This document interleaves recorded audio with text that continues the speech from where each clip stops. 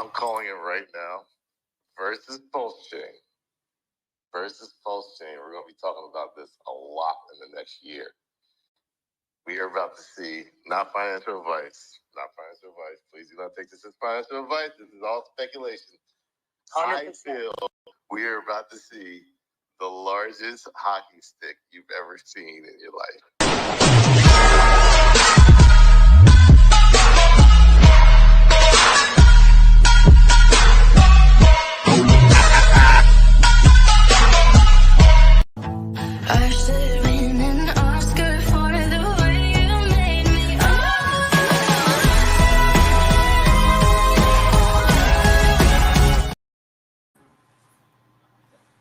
Good morning, everybody.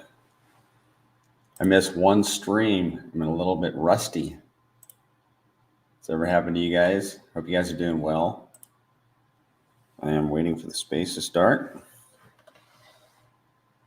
I was debating. Good morning, More Hex. I was debating whether or not to play that intro this morning, and I decided to go ahead and do it because I like it.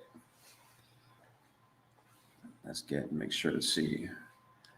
sure I got the right space here. I got my phone right here up against my mic, in case you guys didn't know. There we go. I think we're going live. Good morning. Morning. Start listening. I had to click on it.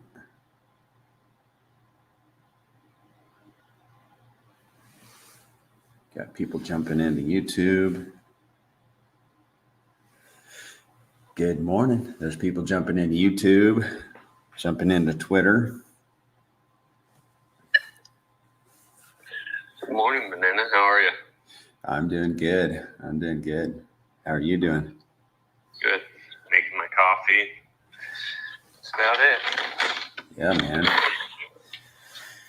I got my coffee. I do coffee too, man. Yeah.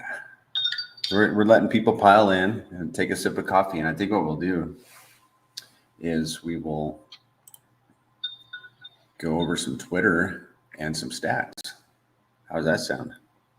That sounds good to me. I feel like the first 20 or even 10 minutes is mainly people piling in. So I think that's a pretty good idea on how to fill that time. Okay. I think this is probably going to take more than 10 minutes, honestly. We've never done this before, audience. We've never reviewed Twitter posts on the spaces. So we're going to attempt to do that. So are there any posts that you would like to highlight? I'm in the PulseChain one. There's one actually that I'd like to highlight that comes to mind. Let's just kind of go down the list. I'd say we could kind of look at the last 3 days and just kind of go down, and if anyone stands out to you, bring it up. Okay. I like the one from last night, so we'll get into that one. There's one in here about people getting scammed. Yeah, there's a scam Telegram group right now. This is nothing new, but just be careful, guys. If anybody asks you for your seed phrase, do not give anybody your seed phrase. Nobody. And be careful. Yeah, that's something to note for pretty much everyone. There's pretty much constantly scams just going on all the time in the crypto space. And if you see new PTGC groups popping up or Telegram groups or people asking you for seed phrases for airdrops or just asking you to click links, just don't. Stay away from them. Block that Telegram group. Go back to like some of the core community members. Just verify you're in the right group and stuff like that. So that's why we made that post. So you can see the main Telegram in that post. So just verify you're in the right one, because they literally copy every user over and they make it seem very real. Yes, they certainly do. I found myself in a scam Telegram group one time on a token launch, and I was really confused what was going on. And when I finally figured it out, I was like, wow. I felt afterwards like I had escaped a snake pit.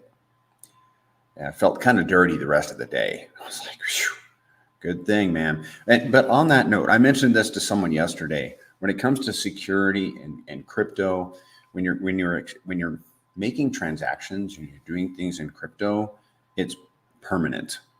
So if you are hesitant about something that you're doing in crypto, ask in the Telegram group. Don't be afraid to ask what you think might be a dumb question. Don't make a mistake just because you didn't ask a question. Just humble yourself. Ask questions of your friends, people in the Telegram groups. Just be careful. We don't want to see people wrecked. It happens all the time, and oftentimes it can be avoided. There was an activity update. This was yesterday. PTGC and UFO are now both claimed and updated on Moralis.com. So now Ivan on Tech can view and talk about one of the most significant ecosystems to ever deploy on PulseChain today. And you asked everybody to go there and give it a rating. I did, and I had to get some beans. So I signed up on this Moralis.com, and I have 500 beans. I think I need like 3,000 before I can rate the Grays currency, and then I'll. Yeah. So that's kind of, I guess, one of the things that if our community could kind of take action on, I think that would be awesome, because how I understand it, I haven't verified it yet because yesterday was my first time on Moralis as well. Okay. When I was up claiming our pages, and I didn't even know about this beans thing until afterwards. But so I guess you create an account and you get 500 beans. I think every time you log in, like a day or something like that. So maybe when you log in today, Banana, or after 24 hours from when you created your account or whatever, see if you have 1,000 beans.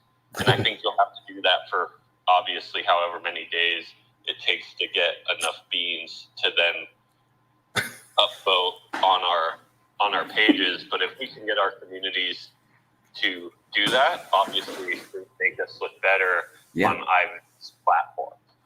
Okay, cool. Sorry, I'm laughing in the background because we're talking about getting beans. It's just hilarious. Yeah. Maybe that's one of the side objectives of having beans, is to instill some humor. But I'm going to do this. This is on my, I'm keeping this in front of me until I accomplish this. And I'm encouraging everyone that has the tenacity to go to a website enough times to get the number of beans that you need in order to rate the Grays currency. It must be, it's a roadblock from other people, rating their tokens. If we get through the roadblock, then we get to rate our token. So yeah, I think it obviously isn't like the easiest thing to do, but I think it's free, and it just takes a couple days or a week to kind of build up your beans, and then we can start getting our protocols ranked a little bit stronger on the platform. And I don't watch Ivan, so I'm assuming that now when he looks up protocols, he's now like using his site, this Moralis.com. Someone could obviously come up and who knows more information about this. I was just told by a community member that, he's been active on it and we need to get ourselves claimed on there. So then I took action on it before I even knew anything about it. So I'm kind of studying up on it, and that's when I found about this beans thing, when I, wanted to make our rating better. And then I saw, okay, there's a little bit of what would the word be? Yeah, I'm trying to think of it too, like a rite of passage. Yeah, which is good because then people can't like bot their own pages, so you can actually see it has to be done by a community. So it would be super awesome if our community could step up and take action on this new platform. Obviously, Ivan has a huge YouTube presence, and his product might get some adoption, because I do know that he's pretty well pushed by the algorithm of YouTube. And if he's showcasing this Morales.com, the new people coming in might be ending up on Morales.com instead of some of the places we've ended up. You know what I mean? Yeah, agreed.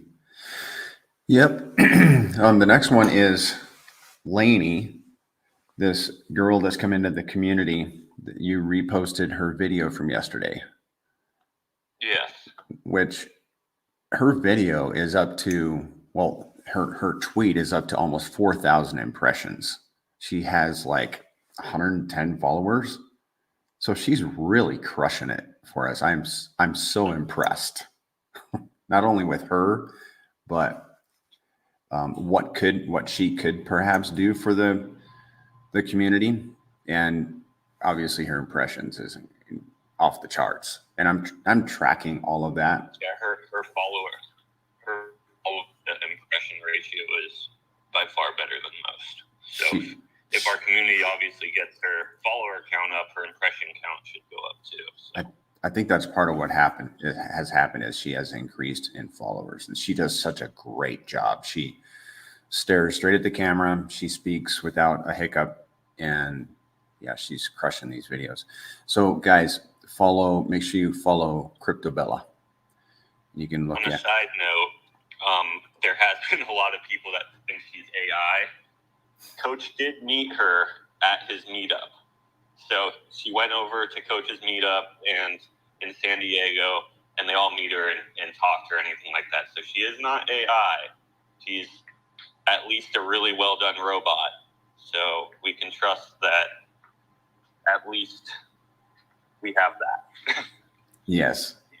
And to give some comparison, like I'm not going to do it right now, but if you click over, you can see that she has like almost 4,000 impressions on this video that dropped yesterday.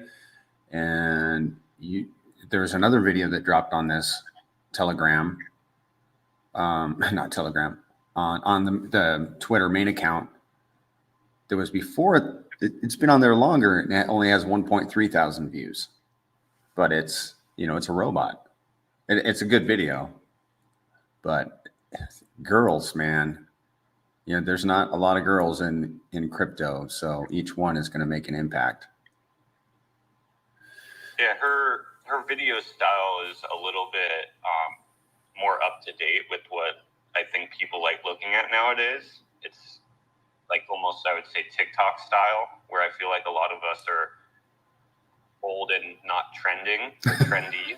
So it's nice to have a younger person in here doing, visually what people like to see, the style of content that has been more adopted recently, right? Yes. More Hex has a question that we'll ask in a few minutes more. And Zibar James stopped in to see what's cooking with the PTGC and the rest of the ecosystem. He says, keep up the good work. Prairie Banana, and I'd add in there everybody's doing a great job. Thank you for the kind words, Zibar. Appreciate you. And I know he holds the token. The next tweet is about $4,100 worth of Pulse, which was just deployed. This would have been October 16th. Was that Wednesday?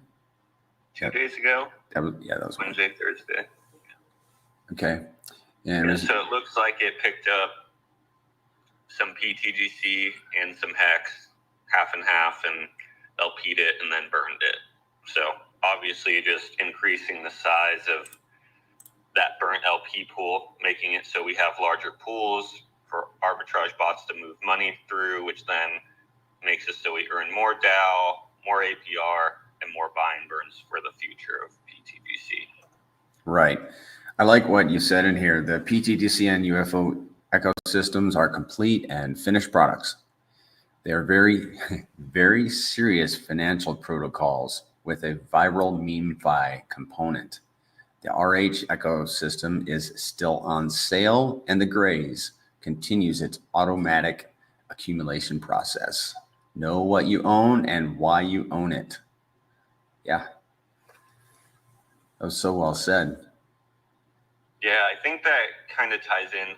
On my personal account, I made a tweet yesterday and the main page retweeted it. If you want to go all the way back up, it was 16 hours ago.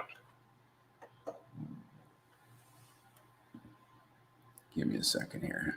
Yeah, this is the one I think I was looking for. Hold on. I'm not. You'd think I know how to navigate Twitter a little better. Let's see. There we go.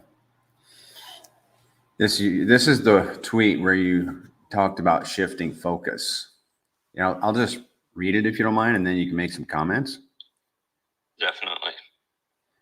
A buy and burn project. Okay, PTGC and UFO. Buy and burn project built on a buy and burn DEX with massive LP ties at the bottom of an undervalued blockchain.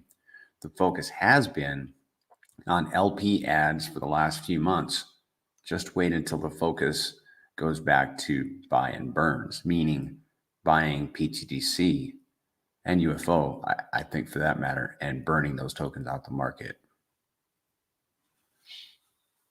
Yeah, so obviously our DAO has been focused on adding LP more recently. One, because we know our machine operates off larger LP pools. But the second thing is we all know the RH tokens are just highly, highly, highly discounted.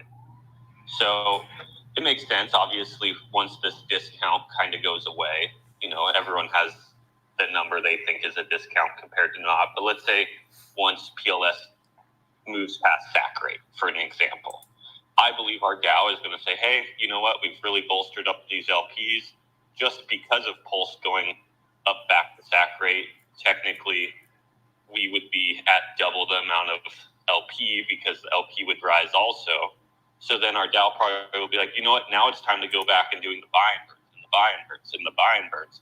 And once that kicks back in, we know what that does to the chart, right? That's one of the easiest mechanics in crypto to understand. RH knew this. That's why he built the buy and burn into PulseX. And right now, we've obviously been just focused on bolstering up our LP because once these PulseChain prices leave, they're probably not coming back ever. You know, that's the honest truth. Like, even in the next bear market, they'll come down, but they'll probably never come down to these prices. So it makes sense to kind of acquire them right now. But after this kind of discount leaves, most likely the DAO is just going right back to doing buy and burns, buy and burns, buy and burns, buy and burns. And what's that doing? That's taking supply off the market that can never be sold again and injecting PLS into our liquidity pools for all the holders of PTGC. And I think that's just important to note that we've been kind of building our foundation currently, like really building this LP web up, which is good. And once PLS kind of starts moving in the direction we know it will eventually, it could be a week from now, it could be months from now. We don't really know this. But when it does, I do think the DAO is going to kind of switch on the proposals a little bit and start doing buy and burns again and really start pushing the price up while decreasing our supply, which will be nice. I am really excited about that. That touched a bell or a button, if you will, for me. When I read that, I was like, makes perfect sense. But I am trying to wrap my head around what that's going to look like, because as we go into this, let's say we're at the top of the cycle or near it, and the price of PTGC is going, we know it's going up with the cycle. So but the volume will be up. So there will be, and there's 2% of that 5% is used for can be used for buy and burn. But the higher the price is, the less we can buy. So can you give us some idea, when we're at the top of the cycle, is there any way to determine how many tokens are going to be burnt on a daily basis? I kind of thought maybe maybe a dolphin position per day, something like that. Yeah, it really just depends on, for one, the volume, right? So that's one of the reasons we're bolstering up this liquidity web at these levels. So once we do start to move up, not PTGC has moved up a lot, and we think it's going to move up more, but like the things we're connected to, right? Once the things we're connected to start moving up with us, instead of being technically in words an anchor, and they start becoming a thing pushing us in the direction that we're looking to go instead of dragging us back. I can't even think of a word to explain that right now, but I'm sure you get what I'm saying. Once they start moving in the direction with us, now our liquidity pools grow in that direction as well. You know, if PulseChain, let's say we roughly have $1 million in liquidity in PLS PTGC pair. It's a little bit less right now, but just for examples, well, if we go back to SAC, we're going to be around $2 million. Well, let's say we go 10x from here.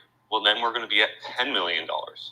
So obviously, the larger liquidity pools we have, the more volume we're going to have, because the arbitrage bots will have to fix bigger pools. And if they're having to move more value, obviously our DAO fills up with a dollar value based on the volume of that day. The buy and burns naturally in the smart contract is going to be bigger. The rewards in dollar form are going to be bigger. But your question is, well, that doesn't necessarily mean you're getting more tokens or you're burning more tokens, because if our price keeps chugging upwards, well, we're going to be buying and burning less tokens, but more dollar value. And that's why I also think that a lot of people don't realize is when there is these little dips, it's not the worst thing in the world. It feels bad because you're like, oh, price is down. But we're actually becoming really strong on any little dip because we're burning more supply. It's technically usually less dollar value. But then when we go back up to these dollar values that we know we should be at, once we kind of peak, well, when we were at that little bit of a dip, we were scooping up tons of PTGC and getting it off the market. You know what I mean? And then that's a good thing, because that PTGC is never going to come back to the market. And scarcity brings value. If you look at anything, actually, what's his name? Sami had this long video. I was driving to a meeting yesterday, and I was just playing one of his videos and listening to him.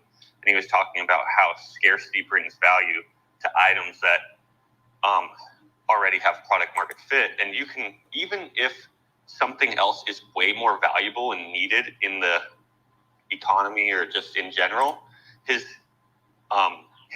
example was water. Water is pretty much one of the most needed things by humans.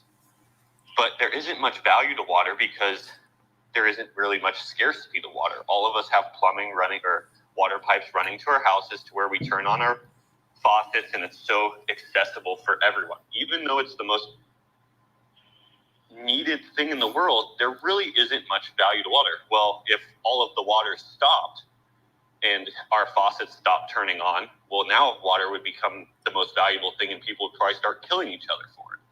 So when you put scarcity to something like a token, it starts giving it value. And this is why,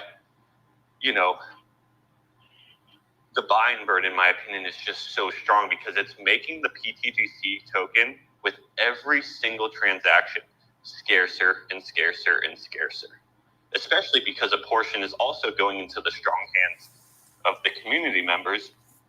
The majority of them aren't selling their tokens. So you have the deflationary tokenomics with the reflection of the tokens as well. And the only way those reflections or those buy and burns can get paid out is the smart contracts are having to buy the PTGC out of the LP pool. Well, if no one is selling their tokens, what's that do? It pushes the price up. And what happens when it pushes the price up? It makes the tokens even more scarce and more valuable. Okay. Lights Out mentions that he wouldn't mind seeing the LP with PulseX grow.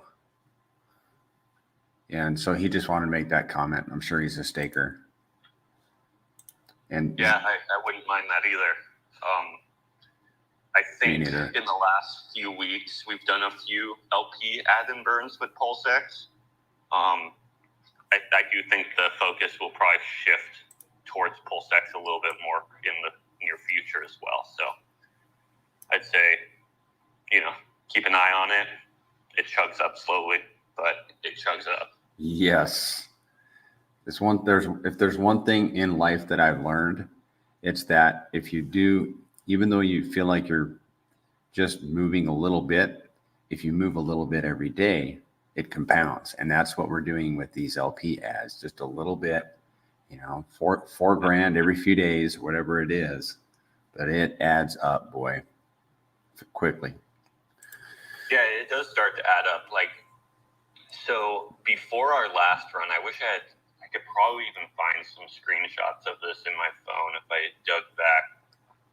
Before the last big run up of PulseChain, not the last one, the one that we did in January, our RH ticker LP pools were below 100 grand. Whoa. But what we've spent the last 6 months doing is building them up and building them up and building them up. And now they're over 100 grand, somewhere in the 200 grand area. And this is still at the bottom of PulseChain. When I mean these other ones were just hitting 100 grand or still under 100 grand, that's with PulseChain actually be higher in price and all these other tokens higher in price. So it is a slow process, but if we look back 6 months, we've made tons of ground. And it kind of just brings you back to one of the most common stories in history is the tortoise and the hare, right? Yeah. Yes. I'm okay being the tortoise. Sometimes it's difficult because I just want to go to the moon or the firmament, but just have to be patient. The crypto space. The crypto space is designed to flash shiny new objects at you on an everyday basis. And the shiny new objects are 99% of the time just scams or some sort of a Ponzi that isn't got the sustainability. And it's hard, right? Because you see that if we're the tortoise, we see that hare running by us, right? And we're like, oh, damn, those guys are making good gains over there. We're moving a little bit slower. But then 2 weeks goes by and we just chug right past that hare because that hare fell back. You know what I mean? They didn't have the sustainability. They didn't have product market fit. They weren't built on one of the most decentralized blockchains out there with a DEX that's most decentralized. So it's sometimes hard seeing these things run past you. But the thing is, they usually come crashing down twice as hard. So, and, not to mention, sometimes I do think this project does turn into the hare. A month ago, we were getting the green candles like freaking crazy. So you have to understand it's, when the blockchain starts to consolidate, naturally the projects on the blockchain will consolidate a little bit too. And that's what we've kind of been seeing with PulseChain for the last couple of weeks is there was a nice little run up and it's consolidating. And, you can see that with us too. We're consolidating. There's some new people coming in, some old people washing out. And this happens with every sustainable project. Yeah. Look at Bitcoin for the last, 12 years. Think about how many people ran up, washed out, new people come in, it runs up, people wash out, new people come in, goes up, and it's still happening today. What do you think about the DAO buying UFO and burning it? I think that UFO is a freaking monster on its own. I do too. I don't even think UFO needs it. If you look at UFO's chart, it has not blinked an eye. I think PTGC,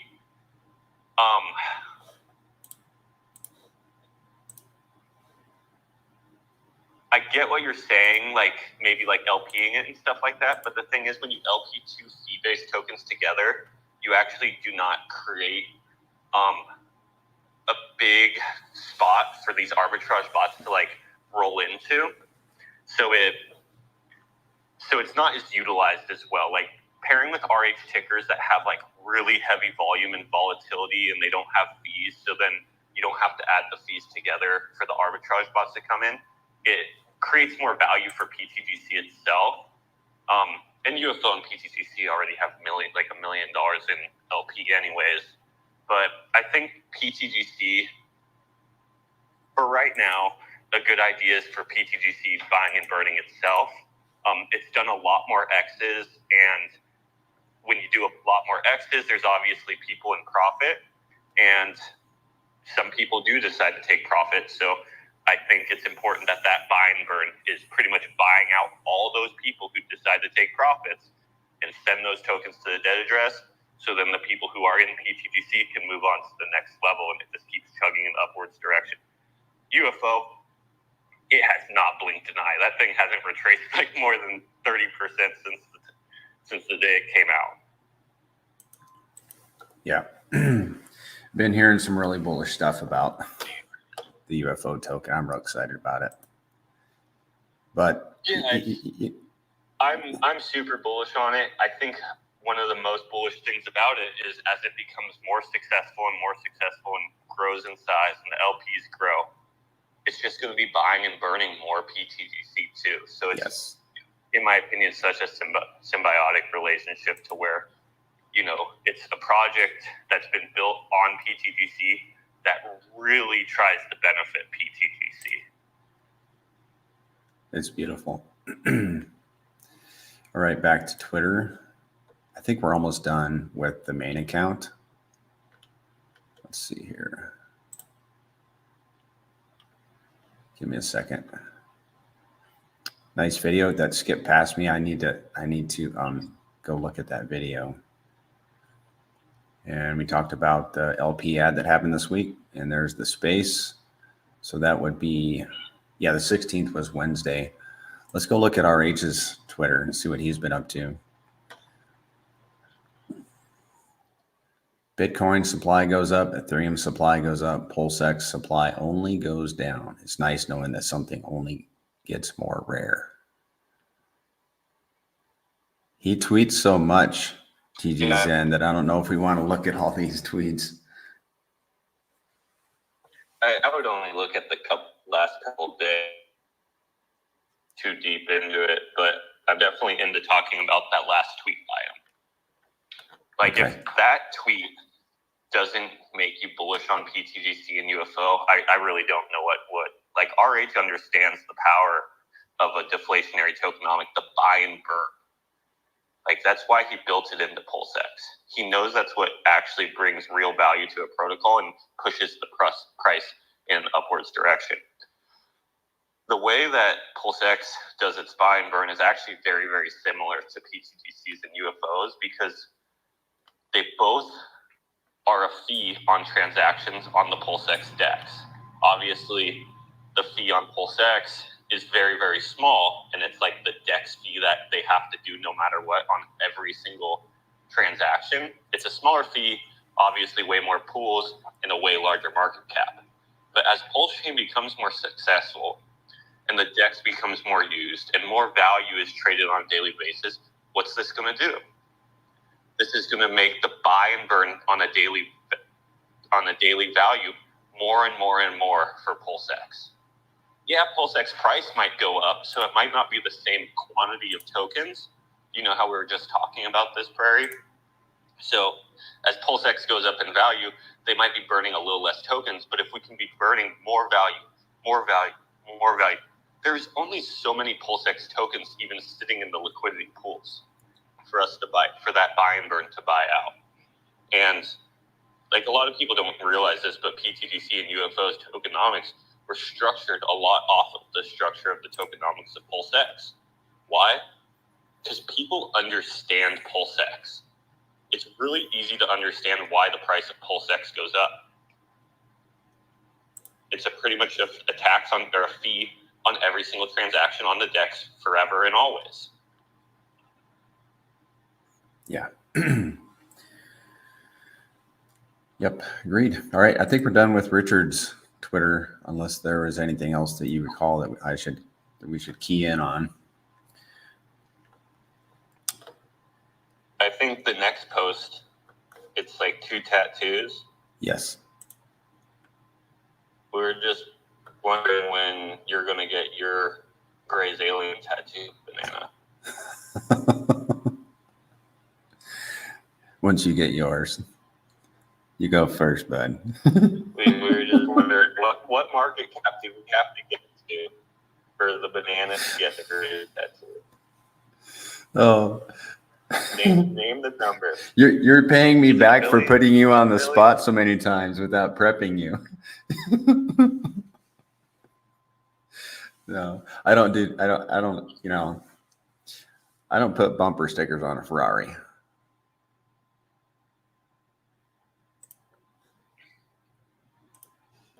But banana, when you have 10 Ferraris, you can throw a bumper sticker on one of them.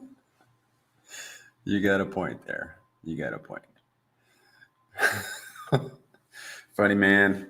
Especially if it's how you got the Ferrari. Oh, you're funny, dude.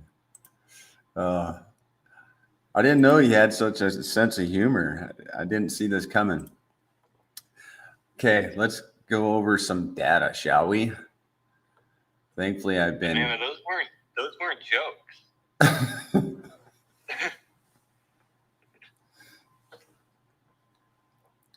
But yeah, let's go over the data. Imagine the conversations that me and Zen actually have. So just bring that to you. That really low key monotone humor.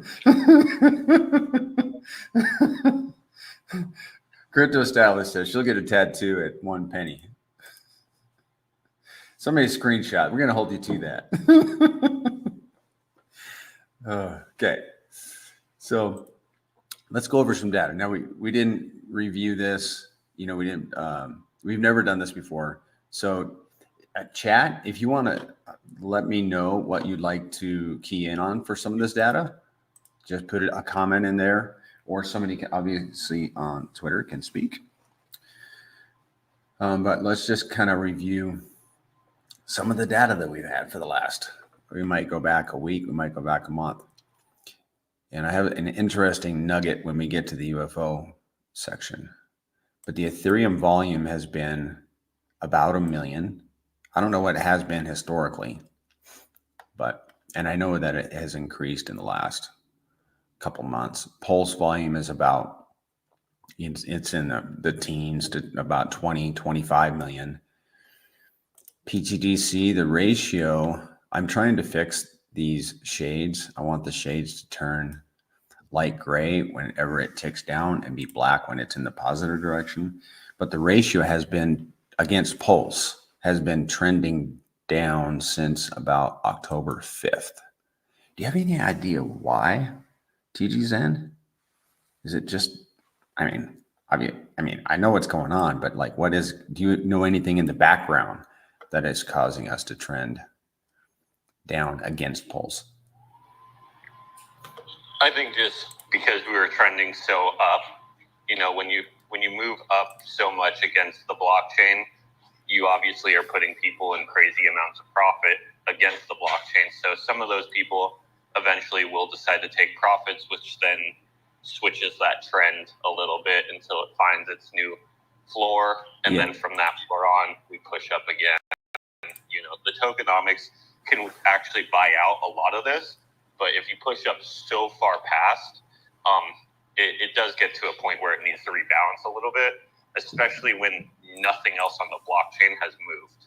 So this is like the only place people are finding profits, in my opinion, right now, besides maybe a couple other ones. But I don't think they have like super large LPs and stuff like that to take profits into, especially because, you have to realize everyone's been in PulseChain for like a year and a half now.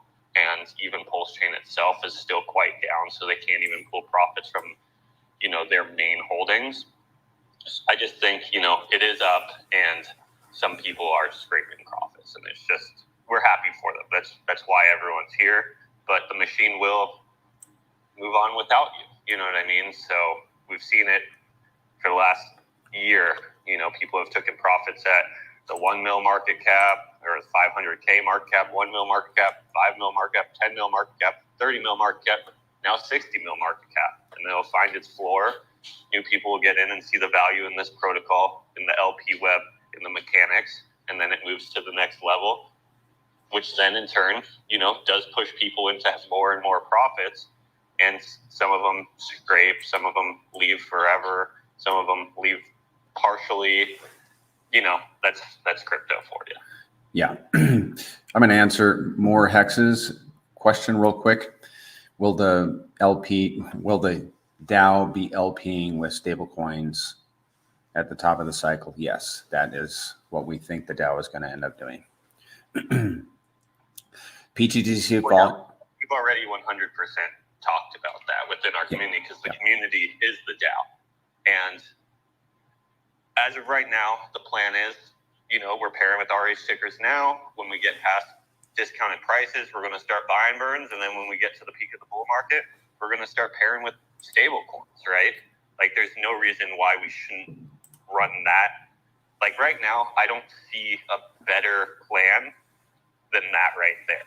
If there is a better plan, I'm sure our community will talk about it and we'll act on that better plan. But as far as pair with projects that have high value and will have high upside, or we believe will have high upside at the bottom, we're doing it. Once we kind of move past this, then buying burns, let's increase our project's price. Let's increase our liquidity web by buying burns.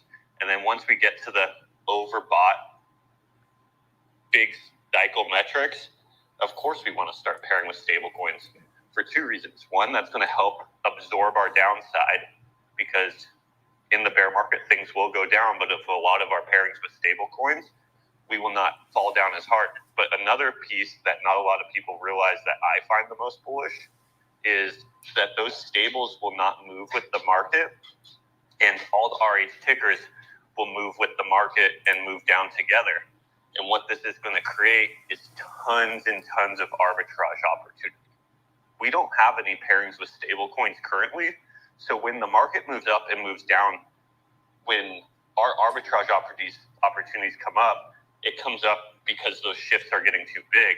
But if we have a huge pair with stable coins, those opportunities will be showing up more and more and more and more, because those stables won't move with the market. And I think that's going to bring in a ton of buying burns, a ton of APR, and obviously tons more LP. The volume for PTGC has averaged $52,000 per day for the last 10 days. The liquidity is averaging 2.2 million, but that's not all the pairs, but we're above 2 million. And guys, if you didn't know that this whole sheet is available in the Telegram, just type in / spreadsheet, and it's based around a 1 million PTGC stake and lock for 10 years that I built, and you can input your PTGC in here, and I update this every day, and it will show you your estimated earnings and such. And that's kind of the purpose of this, is to be an estimator. So the holding yield for the past 10 days has averaged 19, just for holding per million, 19 PTGC for every million held. And let me see, hold on a second. 29 PTGC for every 1 million staked. Let's go over here. Give me a second, guys. And the combined APY on that has averaged 1.78%. Now we're going to be getting into supply. Oh, this is interesting. So we have the total available supply here, the number of burned tokens every day. Here, I get this off of DBank, the 00369 address. And then it gives me a total burned tokens. So let's see, for the last 10 days, we have averaged 7.4 million tokens burned every day,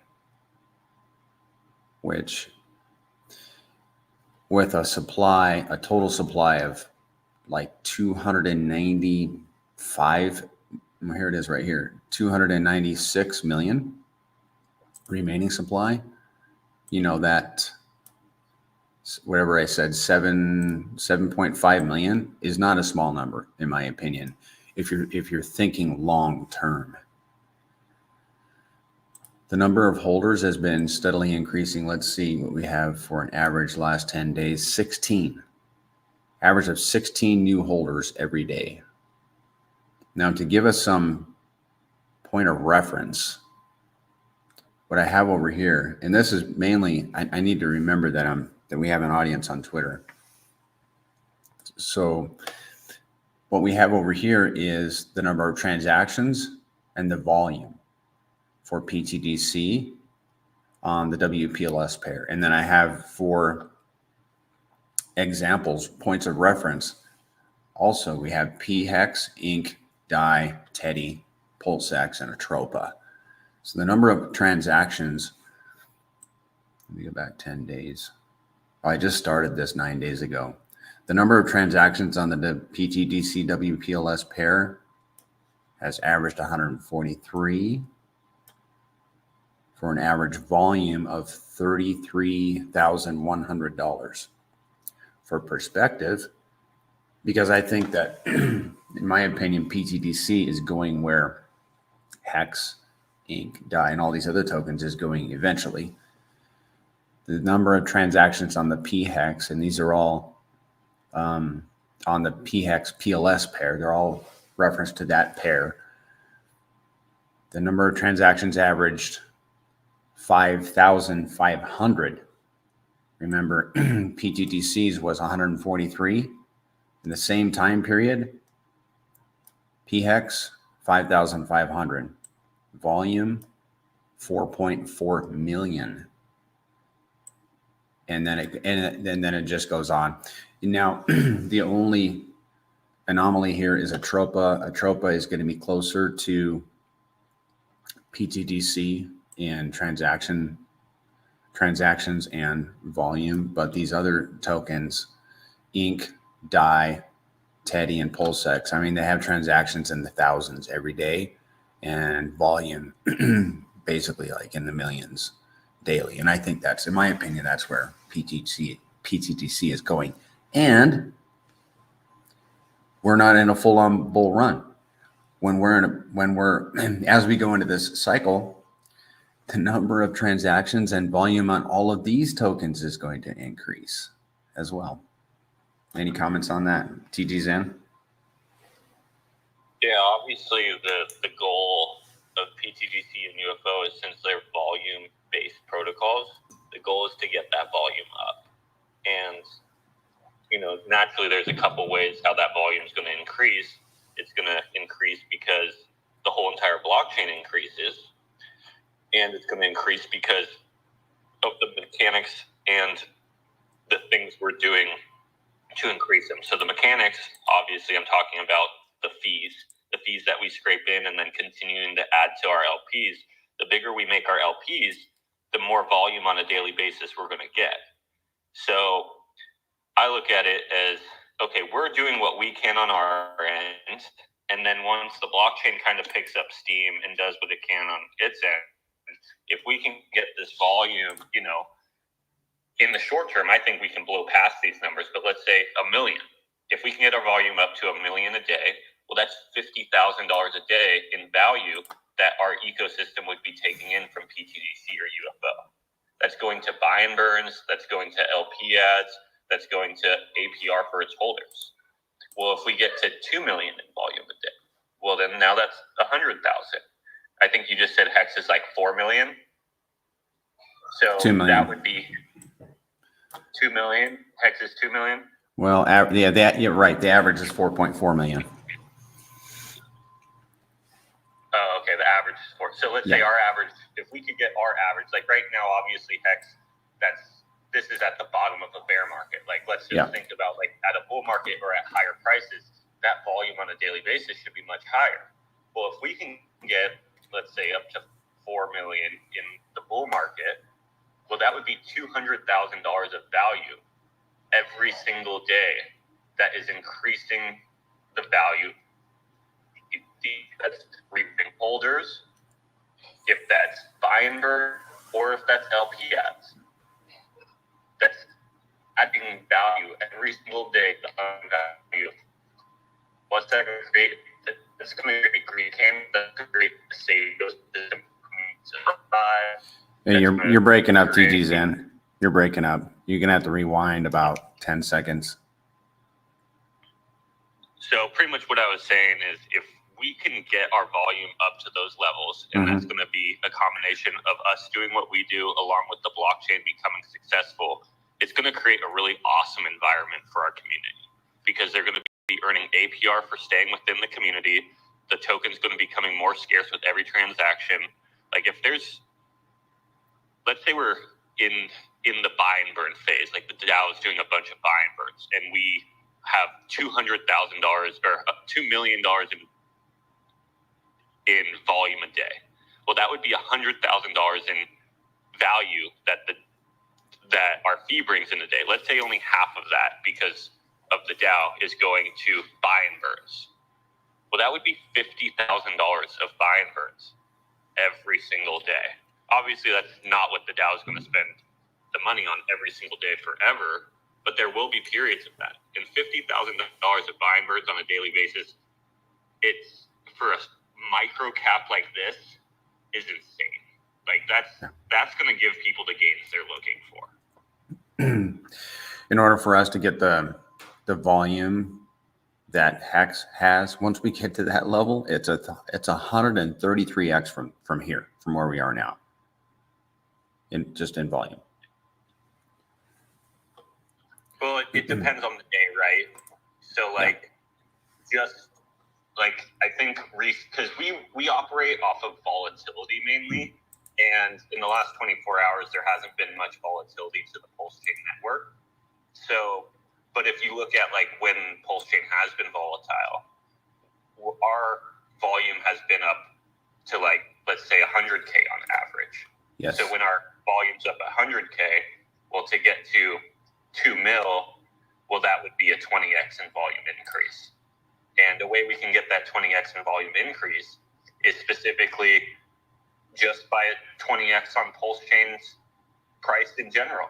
Because if PulseChain goes up 20x, our liquidity pools go up 20x. And now the arbitrage bots need to move 20 times the amount of value to fix the pools. So I actually know how we're going to get there. It's just a few things have to take place that isn't completely in our control to get there, which the success of PulseChain is pretty much the biggest one. Yes. Our biggest volume day that I have on record was September 19th, $376,000. Yeah.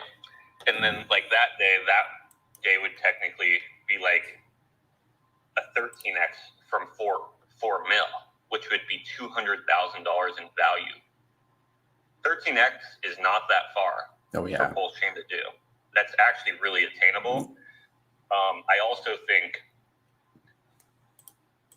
it's an unknown, but as PulseChain becomes more successful, I do believe there will be new users coming to PulseChain. Right now, I still believe we're in an echo chamber of the exact same people that have been here for the last year.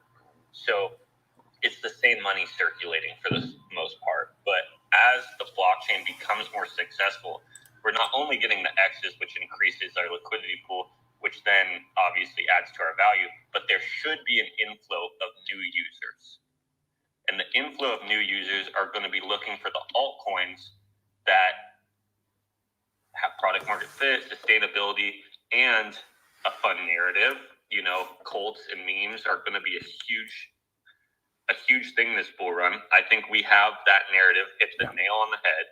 We have a huge gray invasion happening right now. It's a fun narrative. It's a narrative that hasn't been capitalized in crypto. Could be one of the best narratives in crypto, in my opinion. I think it's right up there with dog memes, personally. But, we'll see. And we have burned, PTGC has burned 11.28% of its supply in the last year. So, yay. Prairie, you mind if I cut in real quick? No, not at all. Hope you're doing good, man. Thank you. So I just posted something in the Jumbotron that I'd like Zen for you to expound on from Crypto Coffee. I think it's a very, substantial post in terms of the weight of what he's talking about. And I'll just read it real quick. It says, it's very important to understand bid side liquidity. What does that mean? Bid side typically refers to the side of the liquidity pool that's in dollars or stables or the native asset, such as Pulse, or you could say ETH. Ask side, aka sell side, is the other coin. For example, below, you see over $1 million of a coin on the sell side, but only 7,000 on the bid side. You can barely sell a few $100s without huge slippage. Things can always change and fluctuate. This is the part that I'm getting at. Two meme coins paired with each other. What happens when somebody wants to take profit? People usually exit for native coins / blue chips or dollars stables, things they need now or want to accumulate for longer term. Moral of the story is, don't trick yourself by only looking at the liquidity, in quotes, stat on places like Dex Screener or Dex Tools. Scroll down to see how much is on one side of the pair versus the other. Ooh. And I think that this is a very important concept that people need to understand moving into the bull run. This concept of two meme coins pairing with each other and the understanding of what is real liquidity versus what is an illusion of liquidity. If you could speak to that.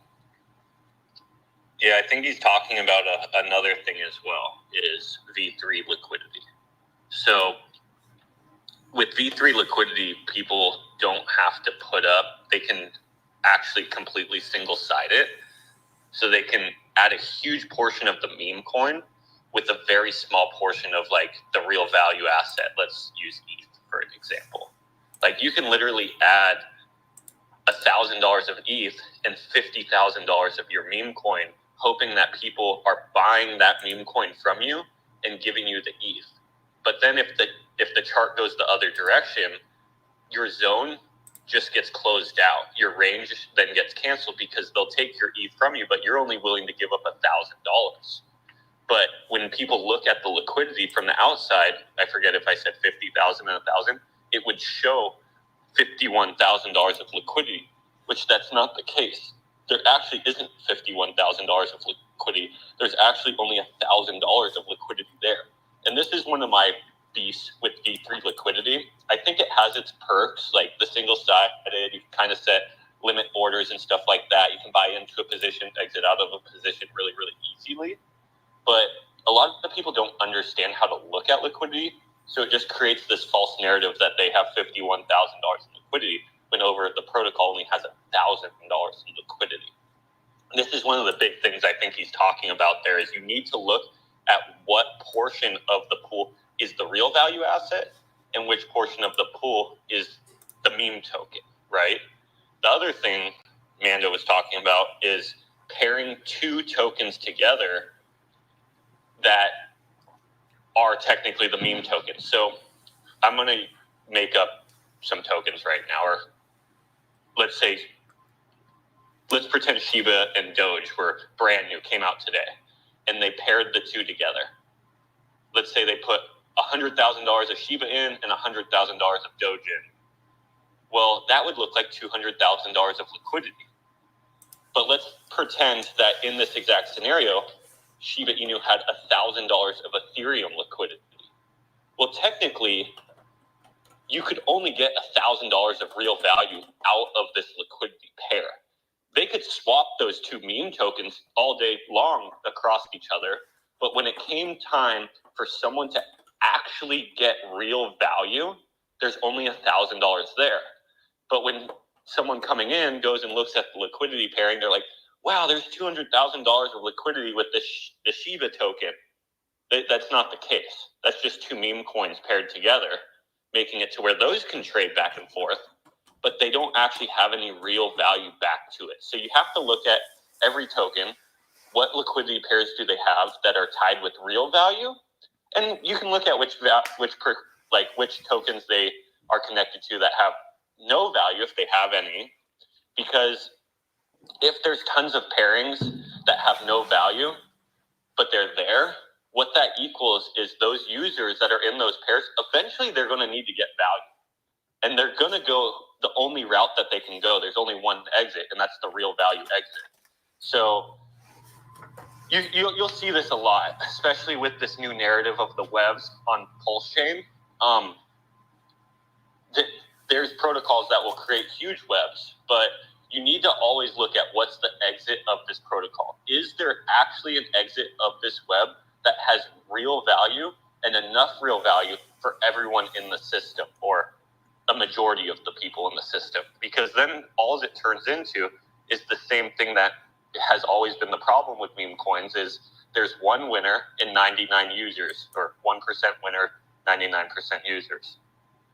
Does that answer a good portion of it? Yes, it does. And I bring it up because I want our community to understand that this is probably the most important thing for people to understand, especially in a decentralized environment, because you can have an illusion of value when you look at DEX tools or DEX screener and it's telling you how much, in quotes, liquidity is there. But like Coffee is saying in the post, the thing that off-ramps you out of that ecosystem is the only thing that actually matters, that actually gives the things value. So on PulseChain, it would be Pulse, it would be PulseX, it would be the main RH tickers, it would be WETH, it would be the bridged in Ethereum on PulseChain, it would be the bridged in Bitcoin on PulseChain. So you can pair with any of those things, and if you have a large backing of those things, those are the things that he's talking about. And with PTGC and UFO, like for example, when you create an ecosystem of tokens like you'll see out there, right? There's quite a lot of them. There's some on ETH, there's some on Pulse, but when you create all of these tokens, right? The reality is that they all have to have a value off-ramp somewhere. So if you see all this market cap and all these different protocols, and then you actually go to do the deep dive on what they're paired with, they're not paired with WETH, they're not paired with Pulse, they're not paired with Bitcoin, they're not paired with PulseX, which are all highly liquid, real value. They're paired with all the other shit coins that they created, paired with all the other shit coins that they created. You end up dying the death of 1,000 illusory liquidity pools. And if you don't understand the type of ecosystem that you're in, you could end up really losing. Now, the thing with PTGC and UFO that's very unique is that even though they are an ecosystem, they actually have their own liquidity pools that are 100% paired with pure value. That's unique. That's the opposite of what Crypto Coffee is talking about, where you have to be, watching out for those things. And so when he says that it's very important to understand this, right? The moral of the story, don't trick yourself. Don't trick yourself.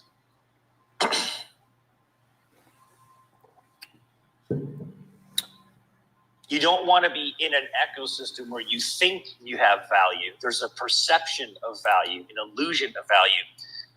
But when the shit hits the fan, 3 guys just went in there and were able to just take everything because it was actually backed by, like he said, it was backed by, it said 100,000 and it was backed by $2,000. Okay, are we done reviewing the PTGC data? You want to move on to UFO? No, it's back over to you, Prairie. Okay, let's do it. So just to give some perspective, before we switch to the next tab, the average transaction volume for PTGC was about 140, and the dollar volume on that was about 30,000. And I screenshotted this from the UFO tab to give you some idea. And this is only a couple of days worth, but the average here for transactions was about 40, and the volume was about 15,000. So there's a lot more, there are more transactions happening on PTGC. Obviously, it's in the limelight. It's been around longer. More people hold it. Let's go to the UFO tab, and we'll kind of do the same thing. The volume for the last, for the last 10 days, averaged 45,000. Let me flip back to the PTGC because I think PTGC's was very similar. Give me a second. And I'll have to eat my words, and that's fine. Well, the average PTGC volume was 52. UFO, 45. Wow, that's actually very close. And we're seeing the same trend with UFO against Pulse going down a little bit. The liquidity, and this is not all the liquidity. Again, I get the LP from secretobank.com, and not all of these pairs are populating, probably because there's not transactions on those pairs. So the total liquidity, let me get back here, has been averaging 4.6 million, but it's more than that, just so you know. And I did the same thing. Again, this sheet is available in the Telegram. I did a 1 million UFO, I put 1 million UFO in a wallet, and I LP'd it, and that's where I'm getting this data. And just like on the PTGC tab, you can input yours and get an estimate based on what I got in my wallet every day. And I update this again every day. Now this is an anomaly. The first time I went to the DApp this morning and there was no LP yield in my wallet, and I was shaking my head for a minute. I was like, what is going on? This is impossible. Well, obviously the volume was so low yesterday at 7,500.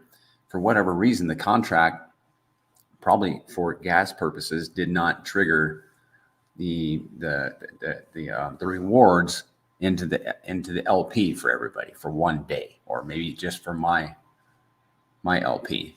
But that was the first time I'd ever seen that.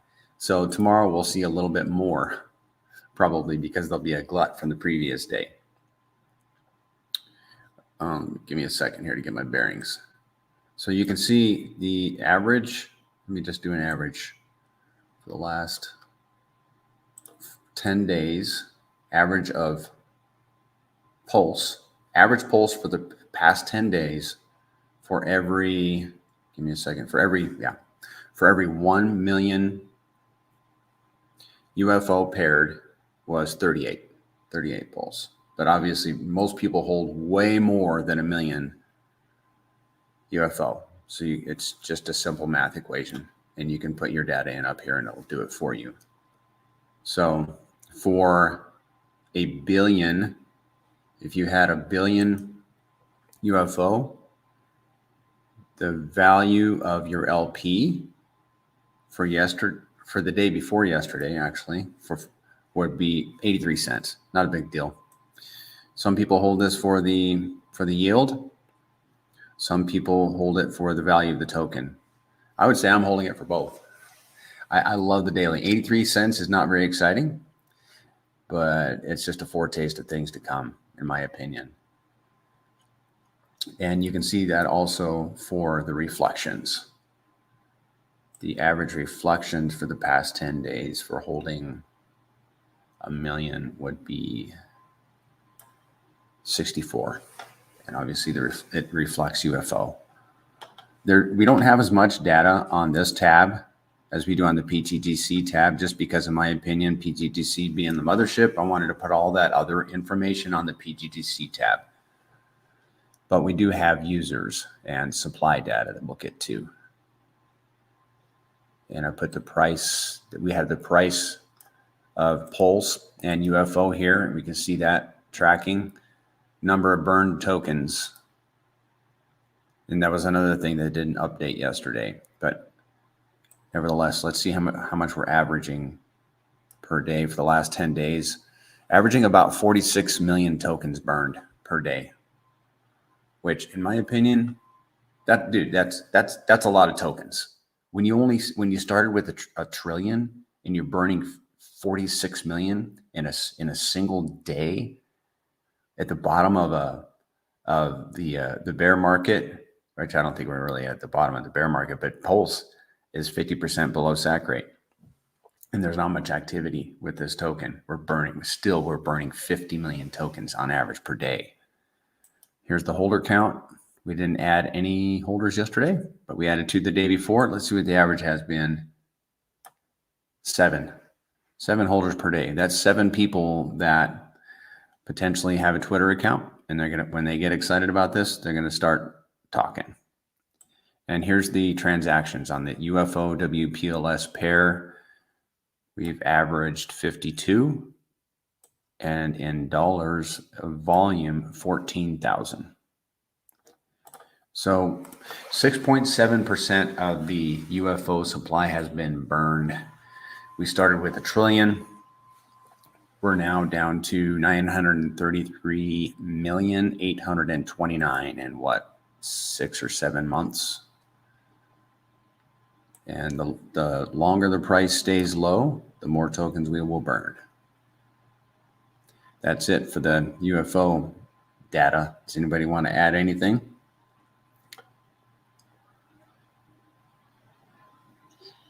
Yeah, one of the interesting things I think about the holding for UFO rewards is that if you're a holder of UFO, you're not sharing your reflections with the people who are providing LP.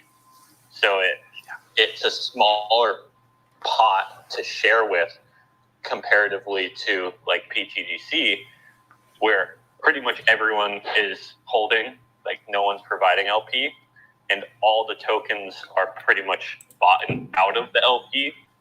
So you're having to share with more people. Obviously, you're getting 2% instead of 1% if you're a staker, so that kind of makes up for it.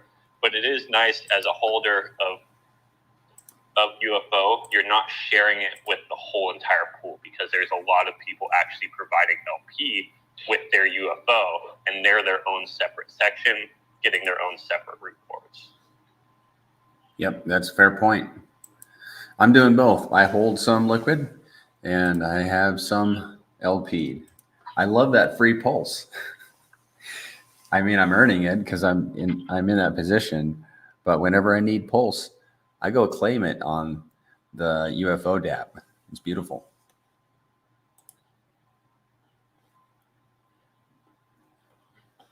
Yeah. Well, does anybody care to come up and speak? Does anybody have any comments?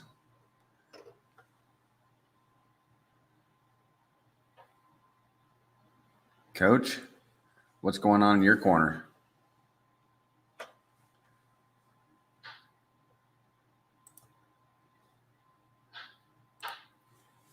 Coach might be heading to soccer. That's usually what he's doing Saturday mornings. While we're talking, I'm updating the UFO data because I connected my wallet and I refreshed the screen, and the blockchain must have transacted, because now I have data to add. Nice. Yeah. Yeah, I think with both PulseChain and UFO, obviously, we know what they are. They're volatility and volume-based protocols. The last week or so on PulseChain has been a little bit more quiet. So the data, obviously, is going to be a little bit lower. If you track the data from, 10 days previous, we were having tons of volume and volatility because obviously the RH tickers we're kind of all moving up, and PulseChain had some good morale in the ecosystem. So I look at it as, it's been a little bit of a consolidation period, but as soon as the energy comes back to chain, obviously you can see that in our volume increasing. And as this volume increases, all this stuff increases and, makes PTGC and UFO more deflationary than they are now. Like Banana said, it's actually still pretty good even at these lower levels. But when the volatility and volume does pick up, when this environment becomes favorable for our ecosystem, because that's one of the things that I still am, amazed about, is usually when a product that is based on a specific need, volume and volatility, when they're in an environment that's not favorable, they tend to not really work that well, which in turn with the token means charts should be going down. But comparatively, these protocols in a average have been going up against the blockchain and against USDC or USD for the most part. So I just can't wait to see how these tokens actually act in an environment that's in their favor. Yeah, and we are planning a stream for this Thursday, I believe it is, with myself, TG Zen, Cryptographics, and CryptoCom. So we're gonna have four data heads, and you're gonna be there, TG Zen, to kind of balance us out, and we're gonna talk about some moon math, and I'm excited about it because we want to get some clarification, if you will, to kind of see where these tokens could potentially go in a bull run. So yeah, well, it's interesting because we have the X multiplier, and the X multiplier is, in my opinion, it works on every blockchain, but obviously pretty much every other blockchain out there that has any bit of traction has already done tons of X's. In my opinion, this is one of the only actually decent blockchains that hasn't done X's. So if it does do those X's, we get to capitalize on them. So we got the X's of the blockchain. We got the X's of the tokens that are connected to the blockchain. I'm going to use PLSX for an example. Let's say PLSX does a 5X over the blockchain. So if PulseChain does a 10X, and let's say PLSX does a 5X over that, or let's do a 2X, make it a little bit better. Well, then that's a 20X on PulseX. Well, we get the X multiplier in our liquidity pool with PulseX of a 20X. And PulseX is, and this goes back to what Mando brought up, what's on our Jumbotron, is we're getting the X multiplier with a protocol that actually has real value. If we got an X multiplier from something that was a dead end, it wouldn't really matter because we wouldn't actually be able to extract any of that value. We would still have to route it to our other pools, which then would make it hard. So we want to pair with things that not only will do a bunch of X's, more than the blockchain, as many X's as possible, but we also want to make sure that they have solid liquidity exits. So when people are up this big on PTGC or UFO, we get those X's, but there's actually a decent amount of liquidity to back the protocol. And this isn't just liquidity with UFO, but you want there to be enough liquidity into the real assets that have real USD value to it, like stables, bridged in tokens. Like if you look at PulseX, with Pulse, there's 40 million. It's not a small amount. But imagine if that pairing was with something with only 1 million. Well, then it would be technically almost like a dead end street, right? You'd get all these X's, but then all that energy is forced backwards towards whatever our actual exit is. And that's one thing I think that's super cool about this protocol and also about our future, because we still are at the beginning stages. Like once PulseChain becomes successful, these exits should become bigger and bigger and bigger instead of them being at their largest state right now. I don't think they are at their largest state. I think they're micro compared to what they could be actually. Mm-hmm. Well, they absolutely are. They absolutely are, and that is the main thing personally for me that even gives this token economy value. I mean, if the system was just paired with a bunch of shit coins, paired with a bunch of shit coins with $1,000 of actual liquidity in them,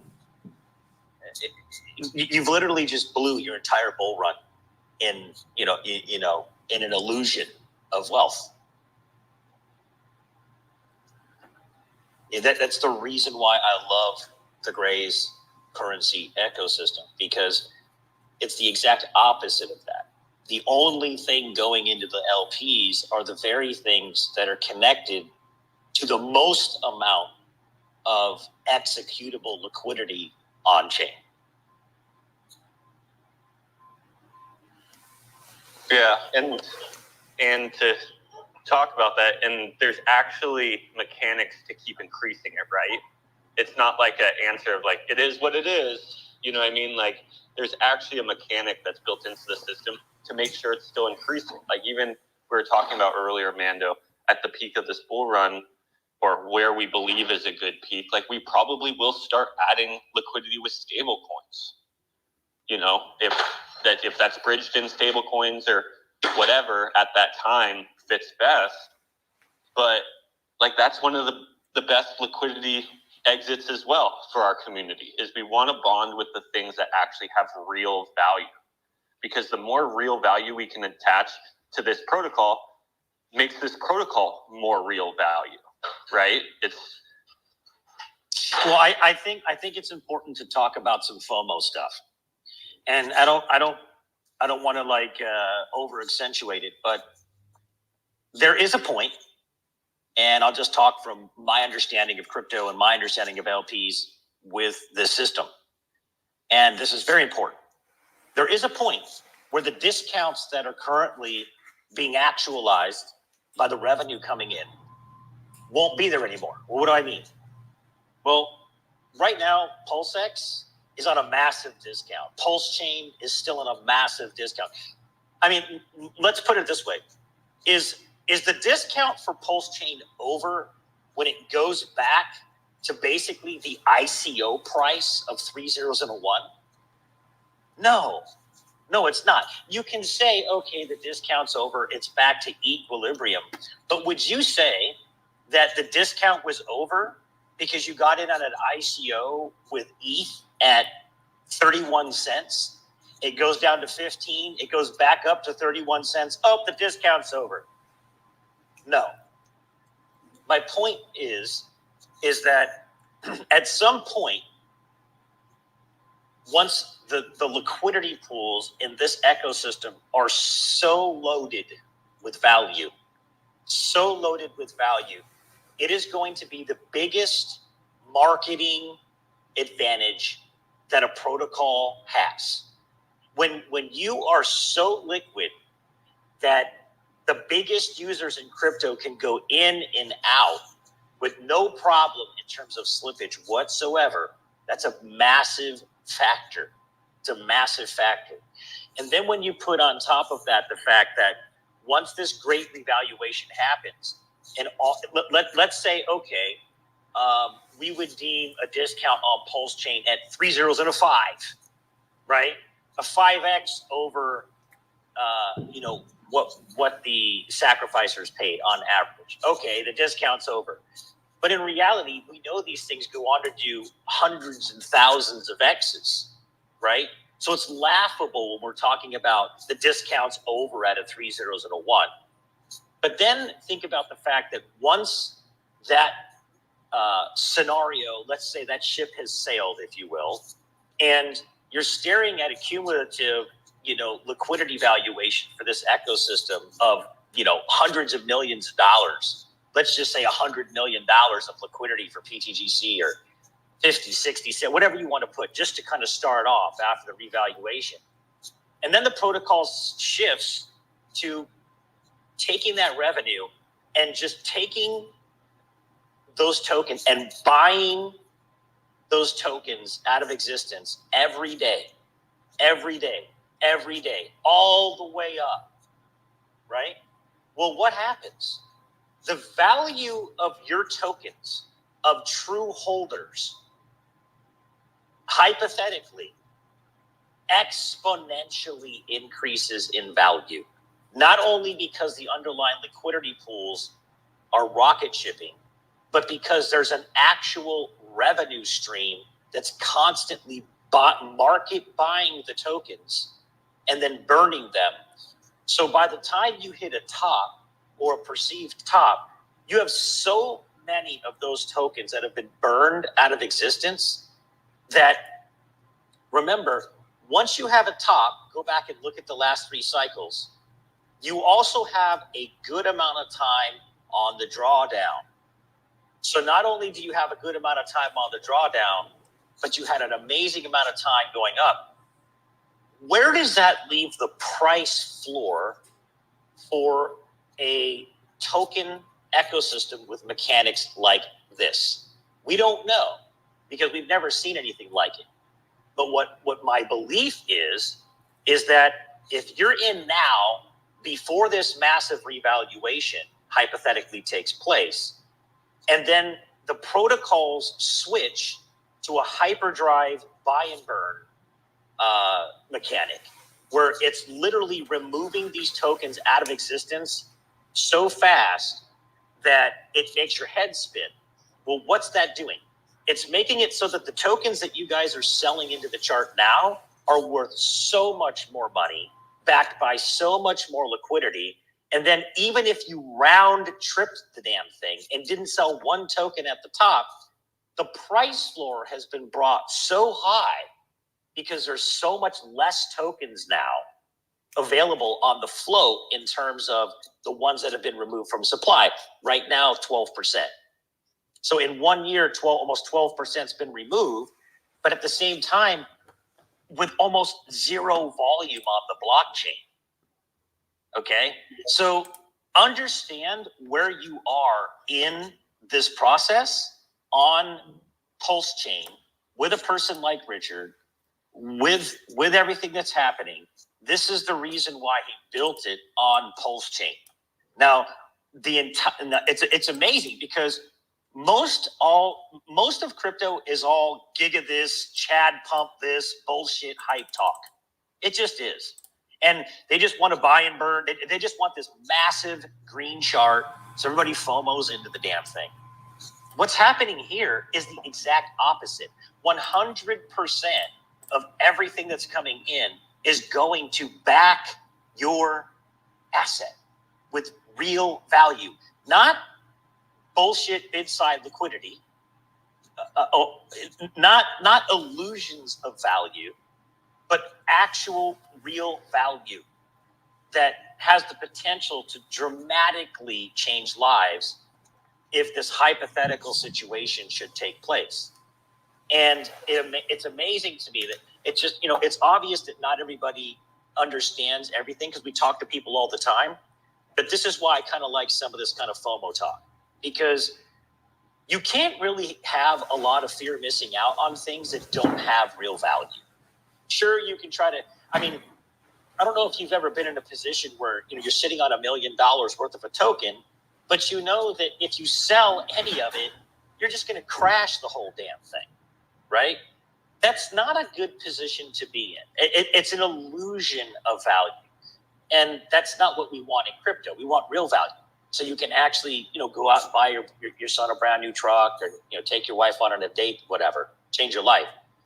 But I just want to say this. Before PulseChain actually moves in value, it's an opportunity for people in this ocean of bullshit to take a position in something that's never been done before on any blockchain. And the only thing it's doing is injecting pure value into the liquidity pools. Once that revaluation happens and you switch now to pure 100% buy and burns of the token, those tokens are going to become so rare. And even if you round trip it, by the time you round trip it, and I talk to Zen about this all the time, how many tokens are going to be removed from the market by the time this thing round trips on this cycle? I don't know. But what I do know, and Prairie can to testify to this because he's the numbers guy, every time this thing cycles in drawdowns, it lands way higher than the previous cycle.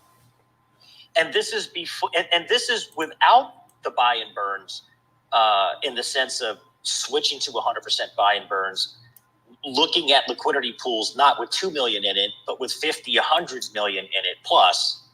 I just think it's an exciting thing to be involved with, but you've got to understand the difference between illusions of value and perceived value and real value.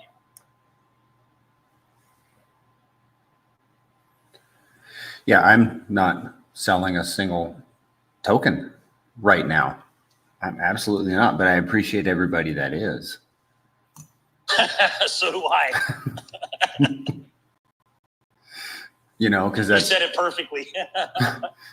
because every transaction reduces the supply of this token, and that means that the ones that are still holding tokens are increasing in their position.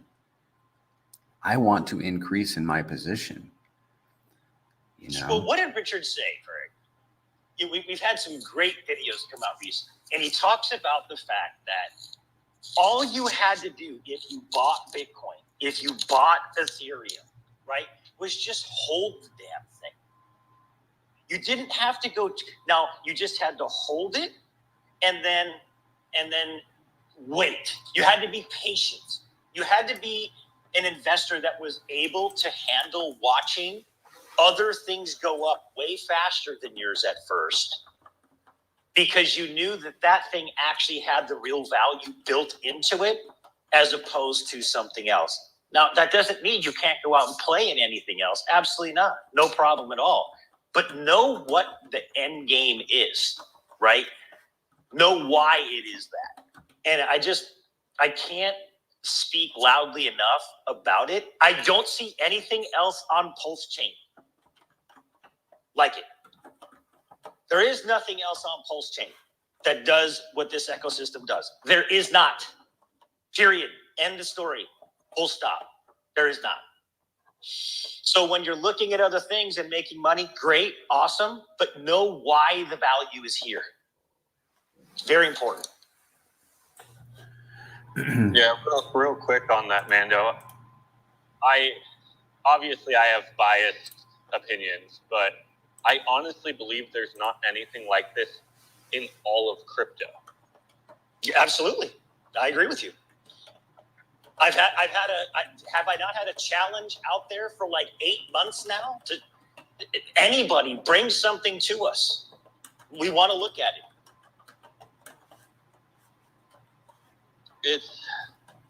It's very unique as far as, like, obviously Mando was just comparing like PTGC and UFO to Bitcoin and Ethereum.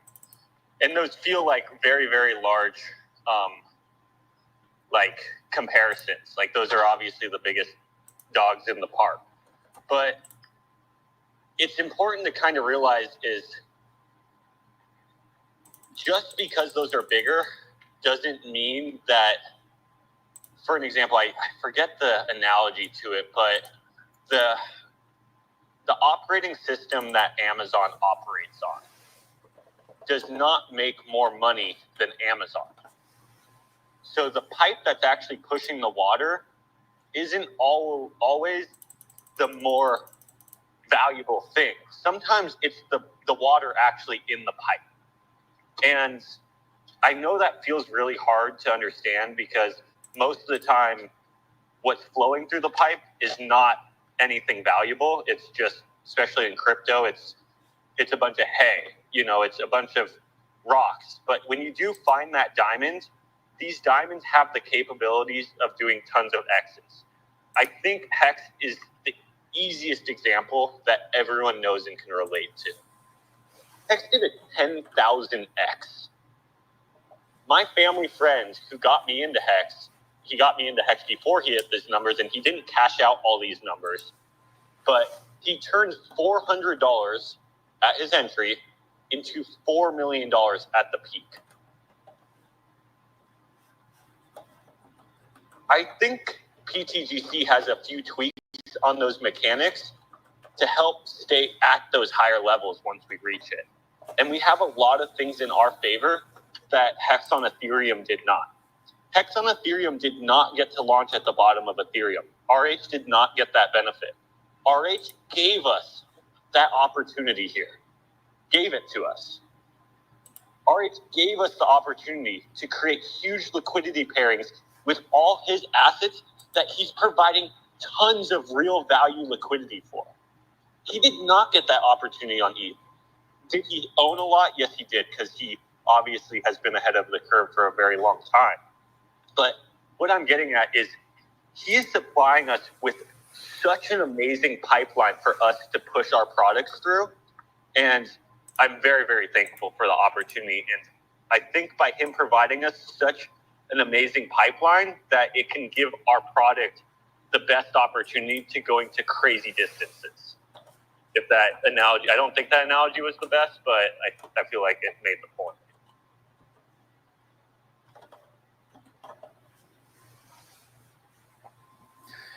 There's someone in the YouTube chat asking whether PTGC is better than PulseX.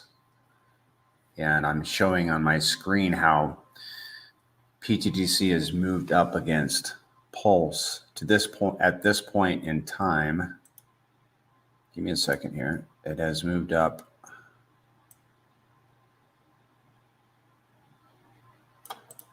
I got to reset this.